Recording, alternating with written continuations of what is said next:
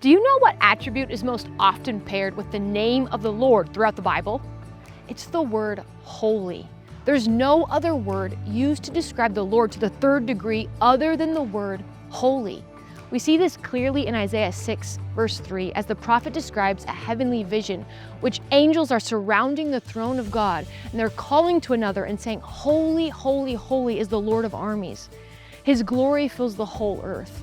God's holiness is what sets him apart from other rivals. While he undoubtedly deserves praise for his love and his mercy and his justice, all of these characteristics and more are first defined by his holiness, by his totally pure and perfect character. Anyone who believes that God is who he says he is called to imitate his holiness. As God initiates his covenant with the nation of Israel at Mount Sinai, he instructs Moses to tell Israel these words in Exodus 19, 5-6. "Now if you will carefully listen to me and keep my covenant, you will be my own possession out of all the peoples. Although the whole earth is mine, and you will be my kingdom of priests, my holy nation." Later in scripture in Leviticus 19:2, the Lord tells Moses that he must speak to the entire Israelite community and tell them, "Be holy because I, the Lord your God, am holy." So what does it mean to be holy? The most simple definition of the word holy is set apart. In short, God's people are to live out set apartness. It shows that they belong to a set apart God. In order for Israel to demonstrate their holiness, God outlined a set of laws for Israel to follow that would help them become more like him and to set them apart from other nations.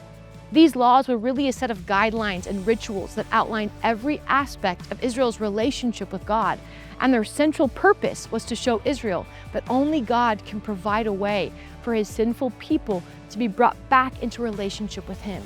And if we really want to understand what it means to be holy, we must first understand that holiness has far more to do with relationship than it does with rule following. For it's the relationship with God that's initiated entirely by him that automatically separates us from this world. Through the law and his covenant with Israel at Mount Sinai, God taught his people how to be the kingdom of priests and the holy nation that he called them to be. Israel was not only supposed to be God's special chosen people because he chose them, but they were also to be a people who lived out God's holiness by keeping his law. In these days after Shavuot, may we take time to reflect on what it truly means to be holy. If God is holy, and if we are truly his, do we look different than the world around us? Does our relationship with him actually impact our relationship with the world and the people in our lives? May this season be an invitation to remember that holiness is not a single or repeated act of obedience, but rather it's a constant surrender to a God who set apart us for his purposes. Did you learn something new about holiness today? If so, we'd love to hear about it in the comments below as we learn together.